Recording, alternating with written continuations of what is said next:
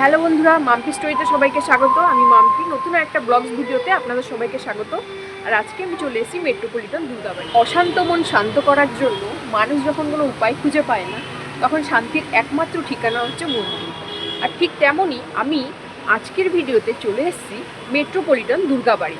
তো বন্ধুরা, এই মেট্রোপলিটন দুর্গাবাড়ি কোথায় সেটা তো আমি আপনাদের জানাবোই। পুরো ভিডিওটা স্কিপ না করে দেখতে থাকুন। মেট্রোপলিটন দুর্গাবাড়ি মূলত মেট্রোপলিটন কোঅপারেটিভ হাউজিং সোসাইটির বাসিন্দাদের উদ্যোগে তৈরি। এটি শুধু একটি মন্দির নয়, বরং এলাকার মানুষের আস্থা, সাংস্কৃতিক মিলনের কেন্দ্র।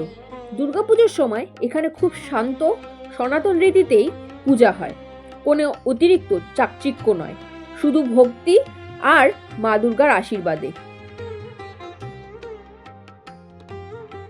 আপনি এই মন্দিরে আসলে দেখতে পারবেন মা দুর্গার সাথে সাথে মহাদেবও কিন্তু এই মন্দিরে বিরাজমান। শুধু তাই নয়, এই মন্দিরে আপনি দেখতে পারবেন বজরংবলীকেও। এই মন্দিরে প্রবেশ করলে আপনি দেখতে পাবেন এখানেও মা কালীও কিন্তু একইভাবে বিরাজমান।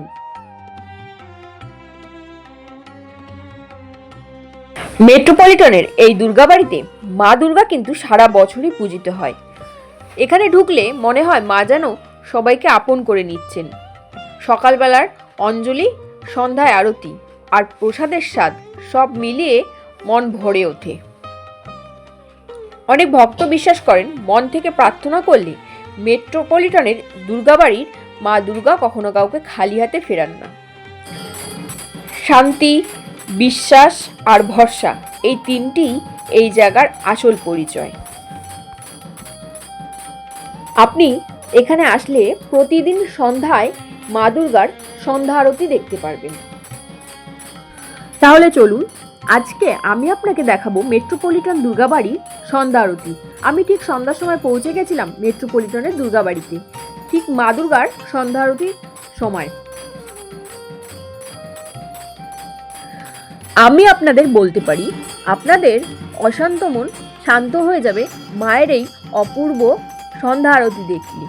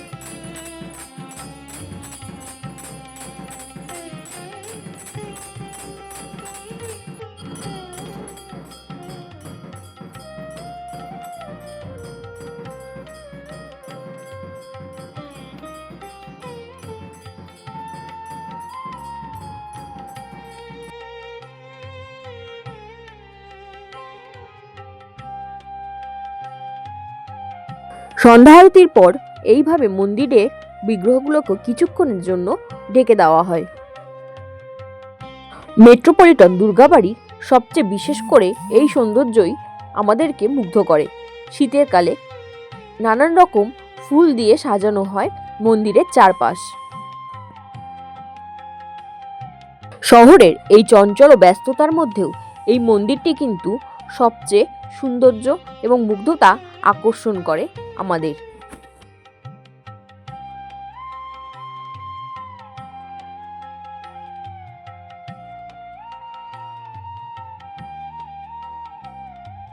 সন্ধ্যা আরতির পর ভক্তদেরকে নিচের ঠিক এই জায়গাটায় প্রসাদ বিতরণ করে।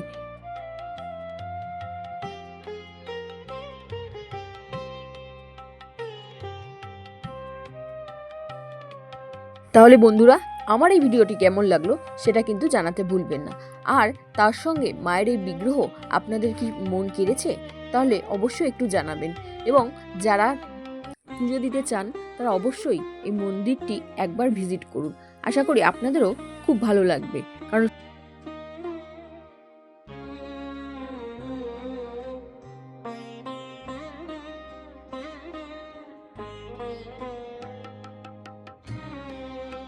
তো বন্ধুরা, এই তো ছিল আজকের ভিডিও। যদি আমার ভিডিও আপনাদের ভালো লেগে থাকে তাহলে অবশ্যই লাইক, কমেন্ট এবং শেয়ার করতে কিন্তু ভুলবেন না।